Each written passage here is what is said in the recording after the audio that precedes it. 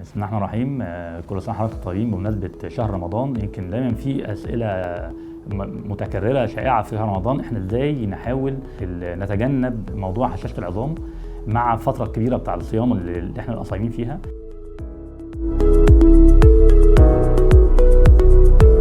في نصائح كده بسيطه نقولها.